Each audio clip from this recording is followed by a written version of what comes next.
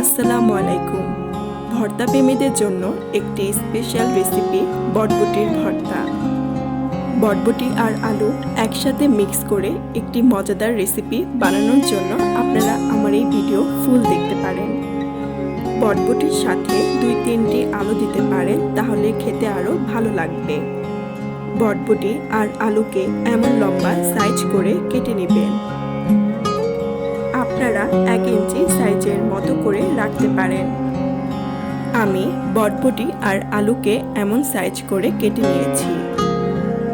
আপনারা যে কোনো মাছ নিতে পারেন। আমি পাঙ্গাস মাছের এক টুকরো নিয়ে ভালোভাবে ধুয়ে লবণ, মরিচ, হলুদ মাখিয়ে নিলাম।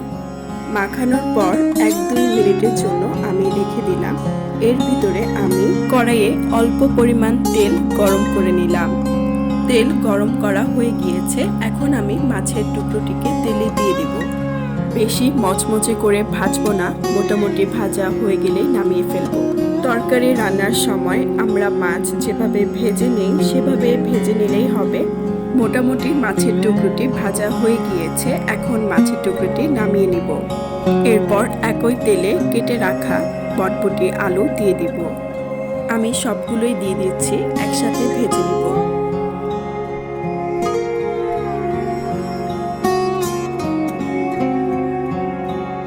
এখন একটু নেড়ে চেড়ে দিব।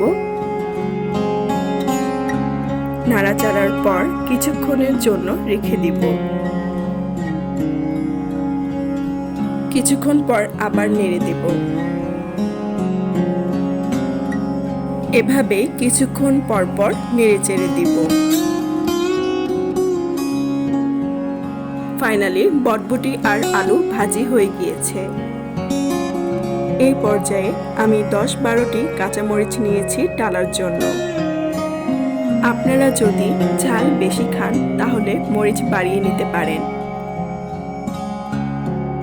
কড়াইতে কিন্তু কোনো তেল নেই, তেল ছাড়াই কাঁচামরিচগুলো টালা হচ্ছে।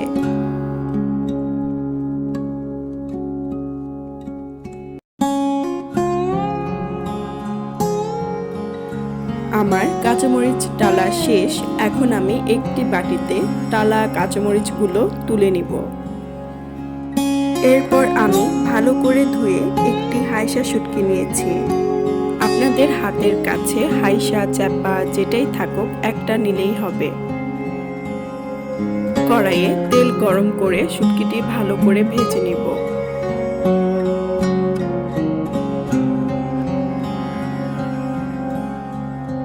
আমার যা যা উপকরণ দরকার সব রেডি করা হয়ে গিয়েছে।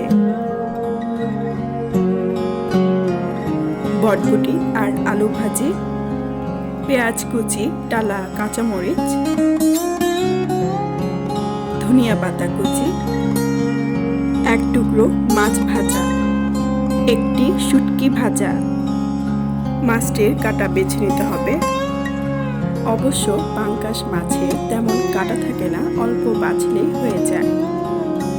কাঠের হামানে প্রথমে ডালা কাঁচামরিচ, এরপর ভেজে রাখা শুটকি, কাটা বেছে রাখা মাছ। আপনাদের ইচ্ছে হলে মাছ না দিতে পারেন, তবে মাছ দিলে স্বাদটা একটু বাড়বে। এরপর ধনিয়া পাতা কুচি। এখন এই উপাদানগুলো একসাথে ছেঁচে নেব। উপাদানগুলো ধাপে ধাপে ছেঁচে নিতে হবে।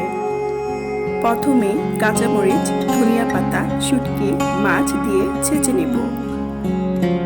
মিক্স করা হয়ে গেলে এ পর্যায়ে ভেজে রাখা বটবটি আর আলু দিয়ে দিতে হবে।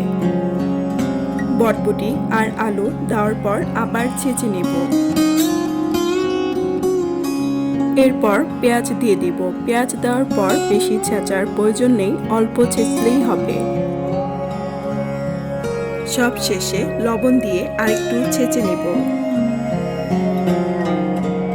বাসায় যেদিন ভর্তা করা হয় সেদিন ভাতের চালটা একটু বাড়িয়ে দিতে হয়। ভর্তার কারণে প্রায় সবারই একটু বেশি ভাত খাওয়া হয়ে যায়। আপনারা চাইলে হামানের পরিবর্তে শিলপাটা ব্যবহার করতে পারেন। এখন হাত দিয়ে সবগুলো উপাদান একসাথে মিক্স করে নিব। তৈরি হয়ে গিয়েছে বটবটির ভর্তা। খুবই স্বাদের একটি রেসিপি, আপনারা বাসায় ট্রাই করে দেখতে পারেন। আশা করি ভালো লাগবে। ভিডিওটি ভালো লাগলে অবশ্যই সাবস্ক্রাইব আর লাইক দিয়ে পাশে থাকবেন।